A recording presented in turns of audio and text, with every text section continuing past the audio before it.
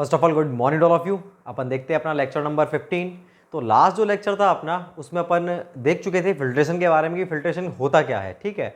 और उस फिल्ट्रेशन के बारे में हमने देखा था अपने दो प्रकार के फिल्टर होते हैं, एक तो होता है हमारा ग्रेविटी फिल्टर, दूसरा होता है हमारा कौन सा, प्रेशर फिल्टर। और ग्रेविटी के अंदर भी दो क्लासिफिकेशन थे on the basis of filtration. एक तो था हमारा स्लो सैंड फिल्टर, दूसरा रैपिड सैंड फिल्टर। दोनों की वर्किंग, डिजाइनिंग, सब कुछ चीज़ मैं आपको बता चुका था और मैंने आपको बोला भी था कि इन दोनों की जो डिफरेंस टेबल है वो अपने लिए सबसे ज़्यादा इंपॉर्टेंट है। तो वो डिफरेंस टेबल मैंने बना दी है, जिसमें कौन कौन से पॉइंट जो अपन को याद रखने हैं वो सभी अपन डिस्कस करते हैं वन बाय वन। तो भाई जो वर्किंग थी ना वो तो दोनों की मैंने आपको पहले ही डिस्कस कर दी कि स्लो सैंड फिल्टर में तो क्या करते हैं, रैपिड सैंड फिल्टर में क्या करते हैं। दोनों में जो मोटा मोटा डिफरेंस था वो था सैंड के पार्टिकल्स का, कि जो सैंड जो स्लो सैंड फिल्टर में अपन लेते हैं वो लेते हैं क्या, बारीक लेते हैं, और उसमें लेते हैं थोड़ी सी मोटी। मतलब इसमें फाइन सैंड लेते हैं, उसमें अपन कोर्स सैंड लेते हैं, जिससे कि उसकी रेट ऑफ फिल्ट्रेशन ज़्यादा हो जाती है लेकिन उसकी एफिशिएंसी इतनी ज़्यादा नहीं होगी। और इसकी रेट ऑफ फिल्ट्रेशन क्या होती है, कम होती है, लेकिन इसकी एफिशिएंसी ज़्यादा होगी। तो उन सभी चीज़ों को अपन डिस्कस करते हैं वन बाय वन। तो पहला पॉइंट कौन सा है अपना, फर्स्ट पॉइंट जो है इसके अंदर वो क्या है अपना, इनलेट वाटर की जो अपना पानी होता है, कौन से वाले केस के अंदर, जो अपना स्लो सैंड फिल्टर की बात करें तो स्लो सैंड फिल्टर में जो अपना पानी आना चाहिए वो कौन सा पानी आना चाहिए भाई, उसमें केवल और केवल प्लेन सेडिमेंटेड वाटर ही अलाउ होता है। उसके अलावा अपन उसमें कोगुलेशन एडेड वाटर का यूज नहीं कर सकते। क्यों नहीं कर सकते, अगर आपने स्लो सैंड फिल्टर में कोगुलेशन एडेड वाटर का यूज कर लिया, भाई पहले से उसके अंदर पार्टिकल्स क्या हैं, छोटे छोटे हैं, आपने ऊपर से कोगुलेशन एडेड वाटर का यूज कर लिया और आपको पता है कि उस कोगुलेशन एडेड वाटर में सेडिमेंटेशन में क्या होता है, उस टैंक के अंदर जेल के प्रेसिपिटेट्स बनते हैं और वो जेल टाइप के प्रेसिपिटेट अगर आकर के फिल्टर के ऊपर जम गए तो क्या है, जो उसके छेद हैं जिसमें से पानी नीचे जा रहा है वो ही क्या हो जाएगा, क्लॉग, चौक हो जाएगा। तो चौक होते ही अपना जो फिल्टर है वो अपनी वर्किंग कर ही नहीं पाएगा, उसकी वर्किंग स्टॉप हो जाएगी। क्लियर है कि नहीं। तो भाई पहली समस्या तो ये है कि अपन इसके अंदर केवल केवल प्लेन सेडिमेंटेड वाटर का ही यूज कर सकते हैं, कोगुलेशन वाले वाटर का यूज नहीं कर सकते। रीजन मैंने आपको बता दिया। लेकिन अगर बात करें अपन कौन से की, रैपिड सैंड फिल्टर की, तो रैपिड सैंड फिल्टर में अपन देखो दोनों प्रकार के पानी का अपन यूज कर सकते हैं, प्लेन सेडिमेंटेड का भी यूज कर सकते हैं और कोगुलेशन एडेड सेडिमेंटेशन वाटर का भी यूज कर सकते हैं, क्योंकि उसके अंदर पार्टिकल्स का साइज रहता है बड़ा, वॉइड्स का साइज भी बड़ा होता है, तो छोटे मोटे जो अपने ये है ना उन सबको वो झेल लेता है, कोई दिक्कत नहीं है। बैक वॉशिंग के द्वारा वो जो जेल प्रेसिपिटेट है वो बाहर आ जाते हैं। सेकंड अपना क्या है, अगर मैं बात करता हूँ सैंड लेयर की, तो सैंड लेयर जो उसकी थिकनेस है, अपना जो स्लो सैंड फिल्टर होता है उसमें कितनी होती है, 90 से 110 सेंटीमीटर तो होता है अपना क्या, सैंड की लेयर। और उसके नीचे क्या है, ग्रेवल। और सैंड में भी देखो ऊपर फाइन फिर धीरे धीरे कोर्स, ग्रेवल में भी ऊपर फाइन धीरे धीरे कोर्स। तो जो अपनी सैंड है उसकी लेयर होती है 90 से 110 सेंटीमीटर, ग्रेवल की होती है 30 से 75 सेंटीमीटर, 30 to 75 सेंटीमीटर। और अगर अपन बात करें यही इन्हीं लेयर्स की किसके अंदर, हमारे दूसरे वाले रैपिड सैंड फिल्टर में, तो वो रहती है अपनी 60 से 90 और 90 से, ये अपना जो लिखा हुआ है ये कितनी 60 से 90 सेंटीमीटर और ये भी 60 से 90 सेंटीमीटर समथिंग अपन लेके चलते हैं। दोनों ही लेयर लगभग 60 से 90 सेंटीमीटर लेकर चलते हैं।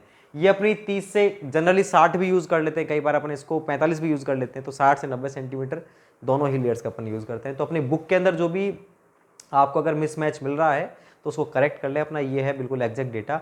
वैसे देखो डिफरेंट डिफरेंट, ये केवल एक जनरल क्राइटेरिया है, जनरल गाइडलाइंस की, ये अपन यूज करते हैं इस रेंज में, ये अपन को किसी कोई कोड नहीं बता रहा है। तो अपन ये रेंज वाली वैल्यूज ही आती हैं। जो इंपॉर्टेंट चीज़ें वो मैं आपको बता दूंगा, क्योंकि आपको स्टैंडर्ड किताब के अंदर ही सैंड की लेयर, जो अपनी लेयर की थिकनेस है वो किसी में तो कुछ मिलेगी, किसी में कुछ मिलेगी। इसलिए मैंने सभी बुक्स का क्या है, एक नॉर्मल रेंज रख दिया इसके अंदर, जिससे कि आपको आंसर इसी रेंज के अंदर मिले। क्लियर है क्या नहीं। तो पहले शायद मैंने केवल 60 लिखा हुआ था, तो 60 to 90 सेंटीमीटर अपन इसको लिख लेंगे। किस कौन से वाले की है ये अपने 60 to 90, दोनों ही लेयर से अपने रैपिड सैंड फिल्टर के अंदर। अब अगर अपन नेक्स्ट बात करते हैं इफेक्टिव साइज की, इफेक्टिव साइज क्या होता है भाई, D10 होता है, जो आपने सॉइल मैकेनिक्स में आपको समझाया था। तो इफेक्टिव साइज जो होता है ये वो होता है कोई भी पार्टिकल जो है उससे छोटे कितने पार्टिकल्स मौजूद, केवल 10% मौजूद है, तो उस पार्टिकल के साइज को अपन बोलते हैं D10। तो D10 जो होता है अपना कौन से वाले केस का, स्लो सैंड फिल्टर का होता है 0.2 से 0.4 mm, बहुत ही कम होता है। और उसका होता है 0.35 से 0.55 mm। तो देखो भाई बस इसी चीज का अंतर था, सैंड के पार्टिकल का साइज स्लो सैंड में कम होता है, रैपिड सैंड में अधिक होता है। और यूनिफॉर्मिटी कोएफिशिएंट की अगर मैं बात करूं, D60/D10 जो अपना होता है 1.823 होता है, कौन से वाले केस में, स्लो सैंड फिल्टर वाले केस में। और रैपिड सैंड फिल्टर में अपना कितना होता है 1.5 to 1.8, जो मैंने लिखवाया हुआ है ये। तो उस डेटा को भी आप थोड़ा करेक्ट कर लें। अगर बुक के अंदर, अगर आपको ये, मुझे मालूम है बुक के अंदर क्या है, ये गलत लिखा हुआ है, ये 2 से 3 लिख रहा होगा शायद, जितना भी 3 से 5 लिख रहा होगा, सॉरी। अब देखिए नेक्स्ट अपन बात करते हैं क्रॉस सेक्शन एरिया की। तो इस वाले स्लो सैंड फिल्टर में ज़्यादा एरिया अपन को चाहिए होता है, ज़्यादा एरिया चाहिए होता है, लगभग कितना 1000 से 2000 मीटर स्क्वायर तो मिनिमम चाहिए। और इसके अंदर लगभग 4x5 का तो मिनिमम होता है, मतलब 40 मीटर स्क्वायर का मिनिमम होता है। फिर भी अपन 80 से 100 के बीच में ले लेते हैं। 40 मीटर स्क्वायर का भी अपन ले सकते हैं, 50 का भी, 60 का भी, 70 का भी, 80 का भी, 100 का भी। तो ये अपनी रेंज जो होती है रैपिड सैंड फिल्टर की 80 to 100 मीटर स्क्वायर। क्लियर है कि नहीं। अगर अपन नेक्स्ट बात करते हैं रेट ऑफ फिल्ट्रेशन की, तो अपनी इसमें कितनी होती है रेट ऑफ फिल्ट्रेशन, ये जो अपना है स्लो सैंड फिल्टर, उसमें 2400 से 4800 लीटर पर मीटर स्क्वायर पर डे। इसको पढ़ेंगे कैसे अपन, लीटर पर मीटर स्क्वायर पर डे, इस तरह से अपन इसको पढ़ेंगे। और अगर आप इसको कन्वर्ट करोगे लीटर पर मीटर क्यूब पर डे में, तो आप देखो भाई लीटर को मीटर में कन्वर्ट करने के लिए क्या करना पड़ेगा, 1000 का भाग देना होगा आपको, ठीक है। तब तो आपका ये मीटर क्यूब में चेंज हो जाएगा। तो 2400 में अगर 1000 का भाग दे 2.4, तो 2.4 टू 4.8 मीटर क्यूब पर मीटर स्क्वायर पर और। अब आप देखो मीटर क्यूब से मीटर स्क्वायर को काट मत देना, इसको पढ़ेंगे ऐसे ही अपन रेट ऑफ फिल्ट्रेशन को, लीटर पर मीटर स्क्वायर पर और, मतलब 1 घंटे में 1 मीटर स्क्वायर से कितना पानी फिल्टर हो रहा है, ऐसे पढ़ेंगे, कभी यूनिट को काटेंगे नहीं। अगर अपन बात करते हैं, ये पर डे में था, पर और में अगर अपन ज्ञात करना चाहते हैं, तो 2400 लीटर एक दिन में पानी फिल्टर करता है ये 1 मीटर स्क्वायर एरिया से। और अगर मान लो वो 10x10 का है स्लो सैंड फिल्टर, मतलब कितना हो गया ये 10 मीटर स्क्वायर एरिया हो गया, तो कितना पानी फिल्टर कर देगा, 2400 गुणा 10, 24,000 लीटर कर देगा एक दिन में। तो ये एक दिन की बात हो रही थी। अगर मैं बात करता हूं 1 घंटे की, तो 24 का भाग मुझे देना पड़ेगा। 24 का भाग देता हूं तो कितनी वैल्यू आएगी, 100 से 200 क्या लीटर पर मीटर स्क्वायर पर आर 1 घंटे में। तो आपको ये वैल्यू ध्यान रखनी है, कोई सी एक, चाहे तो आर में याद रखो या फिर डे में। अगर रैपिड सैंड की बात करें तो रैपिड सैंड में जितना ये पूरे दिन में निकालता है ना फिल्टर करके, उतना उससे कितना ज़्यादा, लगभग नहीं तो 30 गुना वो अपना किस में निकाल देता है, 1 घंटे में। 3000 से 6000 लीटर पर मीटर स्क्वायर पर और 1 घंटे में 3000 से 6000 तक निकाल देता है पानी। अगर प्रेशर फिल्टर की बात करूँ तो वो तो भैया और भी ज़्यादा, 6000 से 15000 के बीच रहती रेंज उसकी प्रेशर फिल्टर की, लेकिन उसमें पंपिंग चाहिए होती है। तो ये अपनी रेट ऑफ फिल्ट्रेशन थी। अब नेक्स्ट अपना क्लीनिंग। तो क्लीनिंग कैसे करते हैं, जो अपना स्लो सैंड फिल्टर होता है उसमें बहुत बारीक लेयर होती है हमारे किसकी, सैंड की। वो जब चौक हो जाती है तो अपन क्या करते हैं, पानी बहुत कम फिल्टर होने लगता है, बहुत कम पानी नीचे आने लगता है। जैसे कि अगर मैं बात करता हूँ, अपने छलनी होती है, अपन चाय पीते हैं तो चाय को छानते हैं, छानते तो चाय पत्ती उसमें आ जाती है। अपन ने वो दोबारा चाय बना दी, फिर दोबारा से उसी छलनी में आपने छाना, तो अब की बार क्या है, आपने देखा भाई जो पानी था ना वो ऊपर ही रह गया, सॉरी चाय जो थी ऊपर ही रह गई और बहुत धीरे धीरे नीचे आ रही है। क्यों, क्योंकि उसको नीचे आने का पाथ ही नहीं मिल पा रहा है, चौक हो गया, वो चाय पत्ती से भर गया। फिर आप क्या करते हो, उसको खाली करते हो चाय पत्ती को, फिर आपकी छलनी में दोबारा डालते हो, फिर दोबारा से वो आने लगता है। या फिर क्या करते हो, उसको थोड़ा सा ऐसे ऐसे चम्मच से आप उसको हिलाते हो, तो उसको बोलते हैं स्क्रैपिंग। सेम चीज़ यहाँ पर करते हैं, आप ऊपर से 1 से 2 सेंटीमीटर मान लो, 1.5 से 3 सेंटीमीटर मान लो, 1 से 3 सेंटीमीटर, लगभग 1 से 3 सेंटीमीटर की जो अपनी लेयर की डेप्थ होती है ना, उसको आप खुरचते हैं, स्क्रैप करते हैं और उसको रिमूव कर देते हैं, हटा देते हैं, उसकी जगह दूसरी डाल देते हैं। ये होता है अपना कौन सा, इसको बोलते हैं स्क्रैपिंग। आप इसको खुरच करके हटा रहे हो। दूसरा जो ये किस में करते हैं अपन यूज़, स्लो सैंड फिल्टर में। रैपिड सैंड फिल्टर में अपन क्या करते हैं, उसको बैक वॉशिंग करते हैं। पानी जो था ना, मैंने आपको प्रोसेस बताया था, पानी वापस आता है, वापस आकर के इम्प्योरिटीज़ को ऊपर ले जाता है, जो भी चौक पार्टिकल्स थे, और ऊपर जो ट्रफ बने हुए थे उसकी सहायता से वाल नंबर 4 से होता हुआ बाहर ड्रेन में, गटर में। तो बैक वॉशिंग के द्वारा सफाई की जाती है रैपिड सैंड फिल्टर में। अगर मैं बात करता हूँ क्लीनिंग पीरियड की, तो इसमें तो जो क्लीनिंग की जाती है 1 से 3 महीने में, लगभग 1 से 3 महीने के बाद उसकी अपन क्लीनिंग करते हैं। इसमें 1 से 3 दिन में ही चाहिए भाई। क्यों, क्योंकि फिल्ट्रेशन ज़्यादा है तो ज़्यादा पानी फिल्टर हो रहा है, ज़्यादा पानी फिल्टर हो रहा है तो जल्दी इंप्योरिटी चिपक जाएंगी, जल्दी चिपक जाएंगी तो जल्दी क्लॉग होगा, जल्दी क्लॉग होगा तो जल्दी उसकी सफाई करनी पड़ेगी।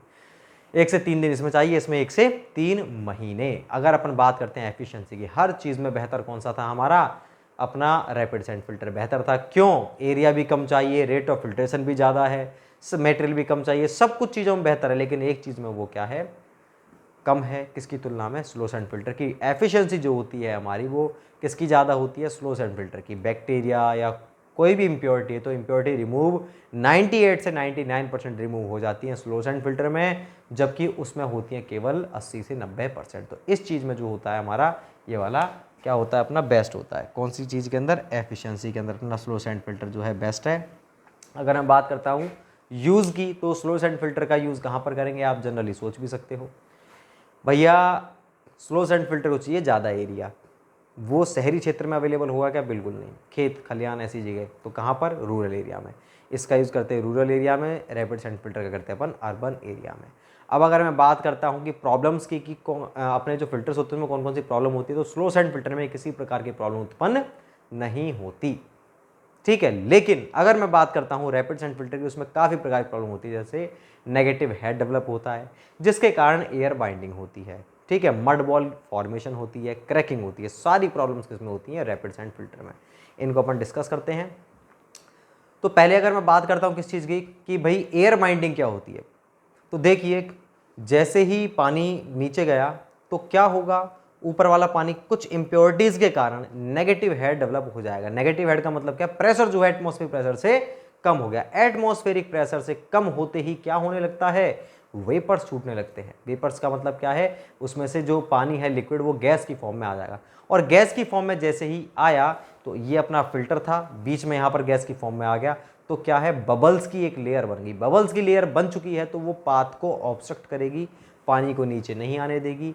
पानी का फ्लो क्या हो चुका है? ऑब्स्ट्रक्ट हो चुका है, वो बाइंड हो चुका है। इसको अपन बोलेंगे एयर ने उसको बाइंड कर दिया है, बांध दिया है पाथ को, इसलिए अपन इसको बोलते हैं एयर बाइंडिंग। तो भैया एयर बाइंडिंग होती क्यों है? एयर बाइंडिंग होती है अपने किसके कारण? नेगेटिव हेड के कारण। एटमॉस्फेरिक प्रेशर से अपना जो कम है प्रेशर, उस कंडीशन में अपनी एयर बाइंडिंग होती है। दूसरी बात आती है अगर अपनी मड बॉल फॉर्मेशन की, तो क्या होता है? आसपास की जो धूल मिट्टी है ना, वो आती है, आ करके क्या है, वो पानी के साथ क्रिया करती है, मड बॉल्स छोटी छोटी सी बॉल्स बना देती है मिट्टी की। वो बॉल्स नीचे खिसकती हैं, थोड़ी सी और इम्प्योरिटी से जुड़ी, और बड़ी हो गई, बड़ी होती भारी हो गई, फिर लुढ़क गई नीचे, लुढ़कती लुढ़कती वो नीचे पहुंच चुकी। तो ऐसी मड बॉल्स बनती है। तो आपके माइंड, इसको बोलते हैं मड बॉल फॉर्मेशन। अब आपके माइंड में आ रहा होगा सर ये मड बॉल्स तो अपने इसमें भी बनती होंगी। अरे भैया बिल्कुल बनती हैं, लेकिन उसके अंदर तो कंप्लीटली फॉर्म नहीं हो पाती हैं। वो पहले ही ज़्यादा बड़ी साइज बनने से पहले ही क्या, वो टूट करके पानी के साथ नीचे चली जाती है, सेडिमेंटेशन प्रोसेस में ख़त्म हो जाती है। 4 प्रकार के प्रोसेस होते थे ना इसमें, तो वो खत्म हो। लेकिन यहाँ पर इसको क्या है? स्पेस मिल रहा है। क्यों? क्योंकि वॉइड्स का साइज है लार्ज, तो बड़ी बड़ी बनती हैं लार्ज साइज के कारण, इसलिए इसके अंदर बड़ी बन पाती है। ग्रेविटी के कारण वो नीचे आती जाती है, मड बॉल की फॉर्मेशन होती जाती है। ये होता है केवल किसमें? RSF के अंदर। लास्ट जो है अपना इसके अंदर क्या? क्रैकिंग। तो क्या होता है, जैसे ही ऊपर की जो लेयर है ना सैंड की, वो वॉल से टच है, थोड़ा बहुत ही पानी 1-2 बार नहीं आया तो श्रिंकेज होगा सैंड पार्टिकल्स में। श्रिंकेज होगा तो जब पार्टिकल्स पास पास आएंगे, ये पार्टिकल्स पास आ गए, ये पार्टिकल्स पास आ गए, तो बीच में गैप हो गया। गैप का मतलब तो क्रैकिंग होती है। तो क्रैकिंग प्रॉब्लम किस में आती है? हमारे रैपिड सैंड फिल्टर के अंदर। तो ये सारी अपनी जो डिफरेंस थी कंप्लीट किसके बारे में थे? Slow sand filter, rapid sand filter के बारे में। तो इन दोनों को तो आप कंप्लीट उतार देंगे, और उसके बाद में अपनी बात किस चीज़ की आती है? 1-2 नोट हैं जो मैं आपको बता देता हूँ कि एयर बाइंडिंग, जो मैंने आपको बताया था वो लिखवा दिया है कि एयर बाइंडिंग की प्रॉब्लम नेगेटिव हेड के कारण होती है, वह क्रैकिंग की प्रॉब्लम टेम्परेचर चेंज के कारण होती है, ठीक है ना। दूसरा क्या है? Back washing. बैक वॉशिंग की कुछ चीज़ें थी जो इंपॉर्टेंट थी, इसलिए मैंने लिखवा दी। बैक वॉशिंग में जो वेलोसिटी कितनी होती है, पानी कितना लगता है, टाइम कितना लगता है। तो भैया बैक वॉश में जितना पानी, बैक वॉश में नहीं कोई सा पानी यूज़ कर लो आप, बैक वॉश में आपको साफ पानी, फिल्टर वाटर यूज़ करना पड़ेगा। जो पानी फिल्टर हो रहा था ना, उसका 2 से 5% पानी अपन बैक वॉश के लिए स्टोर कर लेते हैं। अगर आप 100 लीटर पानी फिल्टर कर रहे हो तो उसका 2 से 5 लीटर पानी आप बैक वॉश के लिए रखोगे, फिल्टर वाटर को।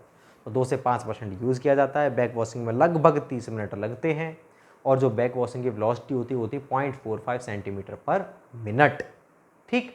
जनरली 0.30 से 0.90 सेंटीमीटर पर मिनट होती है। मैंने आपको एक एवरेज वैल्यू दी है 0.45 सेंटीमीटर पर मिनट। और चीज़ आती है अपनी एक रेट ऑफ फिल्ट्रेशन किसकी? ROF का मतलब क्या है? रेट ऑफ फिल्ट्रेशन किसकी? प्रेशर फिल्टर की। वो 6000 से ज़्यादा होगी ऑब्वियसली, 6000 से 15000 के बीच में होती है लगभग।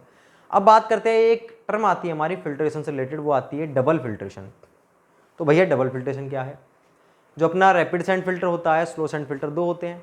तो गांव के इलाके में कुछ टाउन्स होते हैं जहां पर अपने पास जगह अवेलेबल, तो अपन ने स्लो सैंड फिल्टर बना दिया। लेकिन वहां पर क्या है? टाउन है, वो कस्बा है, ना तो प्रॉपर रूरल है, ना ही प्रॉपर अर्बन है।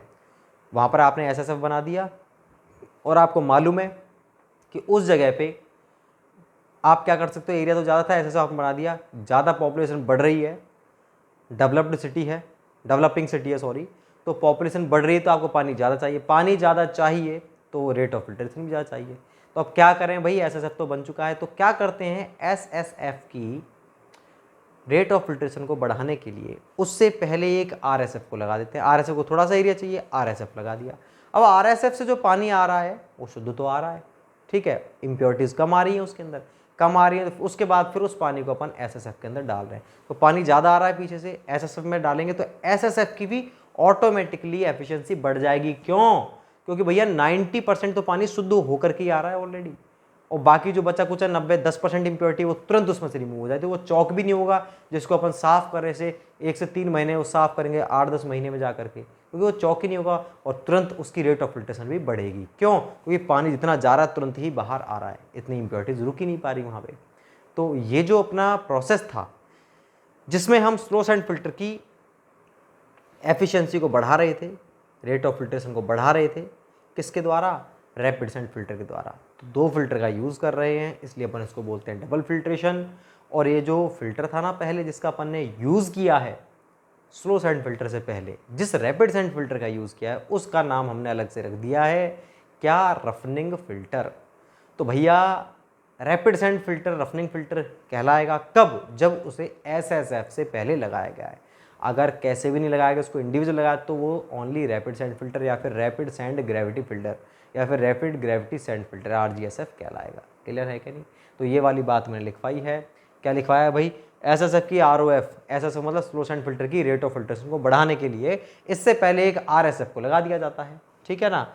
इस आरएसएफ को रफनिंग फिल्टर कहते हैं, वह इस प्रोसेस को डबल फिल्ट्रेशन कहा जाता है, ठीक है। रफनिंग फिल्टर, आरएसएफ क्या कहलाएगा? रफनिंग फिल्टर, और इस प्रोसेस को क्या बोलेंगे अपन? Double filtration. क्लियर है कि नहीं? तो आप इस सबको उतार लीजिए, फिर अपन नेक्स्ट प्रोसेस देखते हैं अभी कौन सा, अपना जो डिसइंफेक्शन क्या होता है वो अपन देखते हैं। पहले आप इसको कंप्लीट को उतार दो एक बार।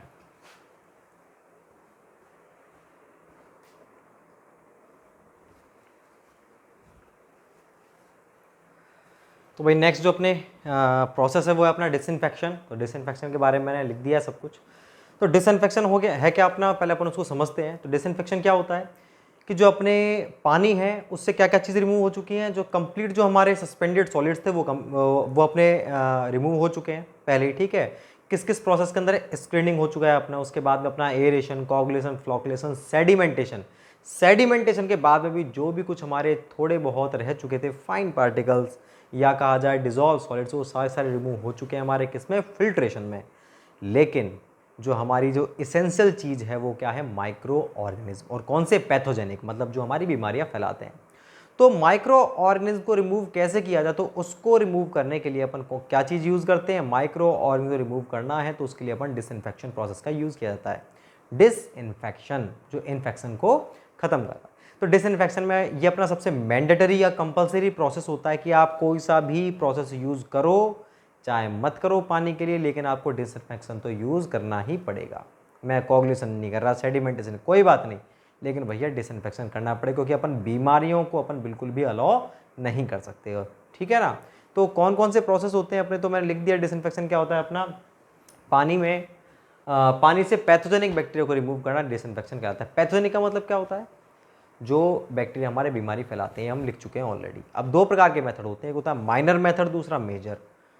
माइनर का मतलब छोटे मेथड नहीं, माइनर का मतलब है वो मेथड्स जिनका यूज़ अपन लार्ज स्केल पर नहीं कर सकते, मतलब स्मॉल स्केल पर कर सकते हैं, उनको तो कहेंगे माइनर। जिनका लार्ज स्केल पर कर सकते हैं। अब ये लार्ज स्केल स्मॉल स्केल क्या है? लार्ज स्केल का मतलब है भैया जिसको अपन बड़े पैमाने पर, मतलब ज़्यादा पानी के ट्रीटमेंट के लिए कर सकते हैं। ज़्यादा पानी का मुझे डिसइंफेक्शन करना है तो उसको बोलेंगे मेजर मेथड। जहाँ पर अपन कम पानी का कर सकते हैं उसे बोलेंगे माइनर मेथड। तो देखो पहला इसमें अपने काफ़ी सारे हैं जो अपने माइनर मेथड हैं। उसके बाद मेजर मेथड तो अपना एक ही आता है, क्लोरिनेशन। तो माइनर मेथड क्या है? तो इसका मतलब क्या है? जो क्लोरिनेशन होता है ना, क्लोरीन को डालने से जो हमारा डिसइंफेक्शन होता है वो अपन लार्ज वाटर के लिए, बहुत ज़्यादा अमाउंट के लिए अपन यूज़ कर सकते हैं, और बाकी इन सभी का यूज़ अपन स्मॉल स्केल के लिए करते हैं। कौन कौन सा है? सबसे पहले आता है अपना कौन सा? बॉइलिंग ऑफ वाटर, जो आप जनरली देखते हो रूरल इलाके में।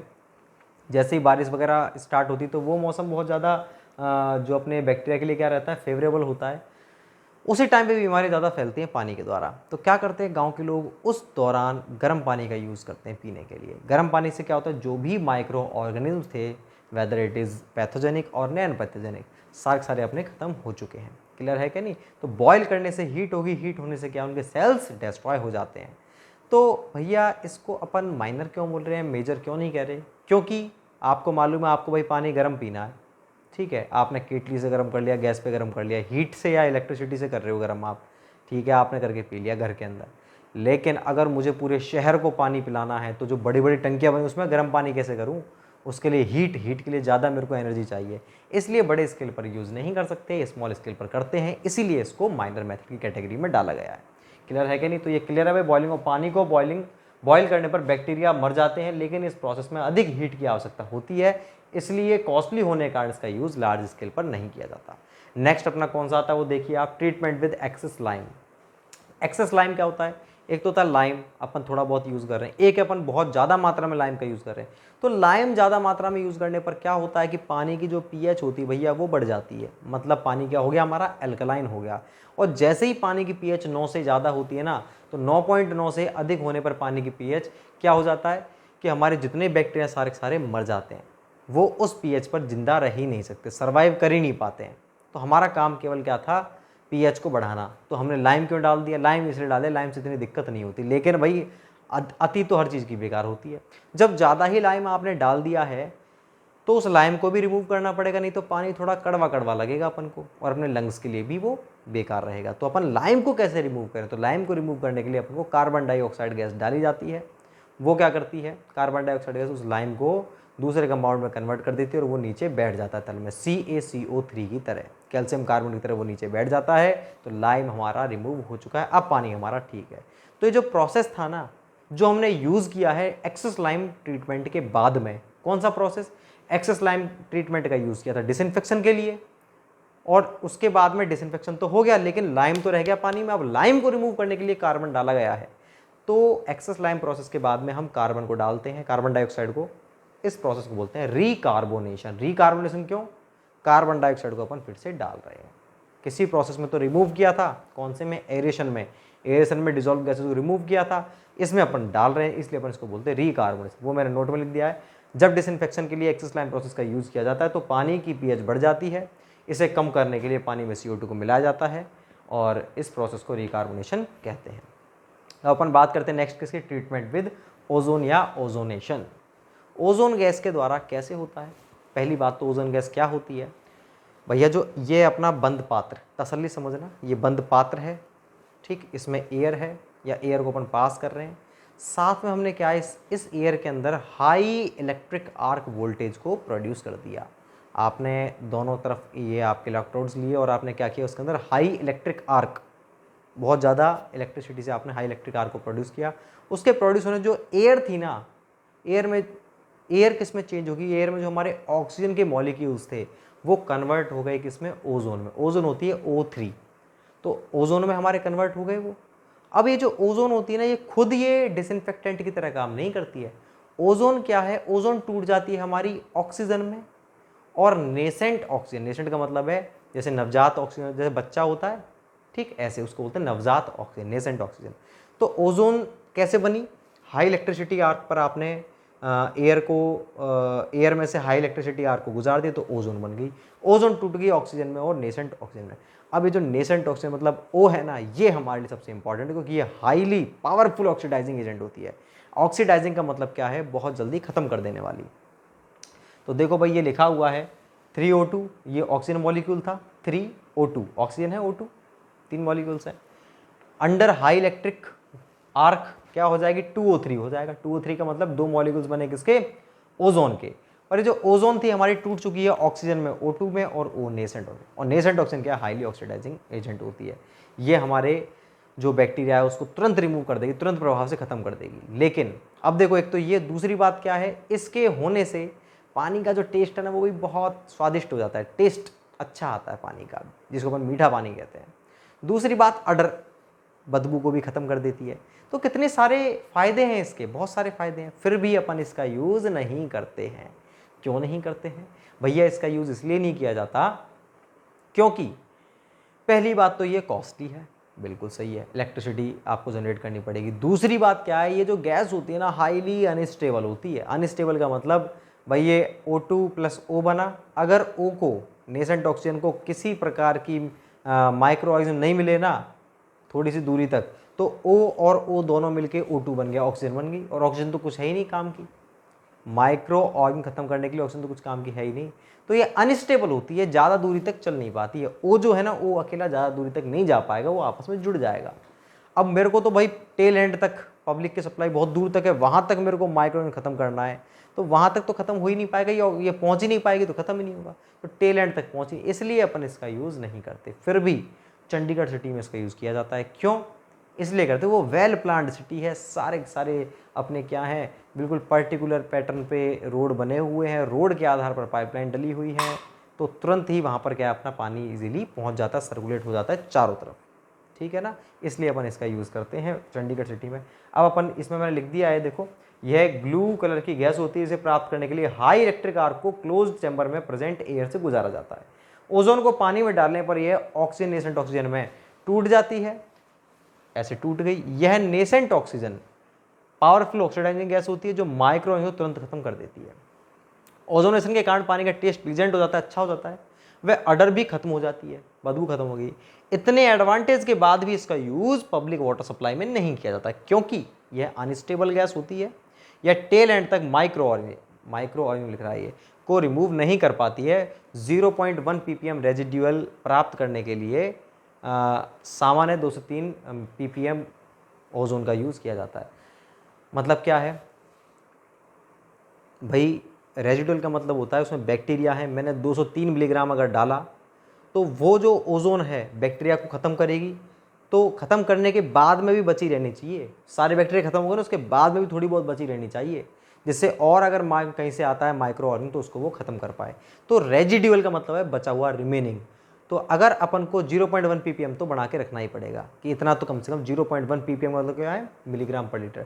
0.1 मिलीग्राम पर लीटर अगर आपको बना के रखना है तो उसके लिए क्या करना पड़ेगा, आपको 0.1 मिलीग्राम पर लीटर बनाने के लिए 2 से 3 मिलीग्राम पर लीटर आपको उसके अंदर ओजोन डालनी पड़ेगी, ठीक है ना। और ये अपना फोर्थ आता है कौन सा अपना, ट्रीटमेंट विद KMnO4 मतलब पोटेशियम परमैंगनेट। ये जो है ना अपना पोटेशियम परमैंगनेट, ये कौन सा है एक्चुअल में, ये पोटेशियम परमैंगनेट का मतलब होता है अपना लाल दवा जिसको अपन बोलते हैं ना गाँव में, वही है ये। क्या होता है, KMnO4 बहुत ही हाईली ऑक्सीडाइजिंग केमिकल, जैसे ओजोन होती है ऐसे ही ये होता है, ये भी 98% तक रिमूव कर देता है।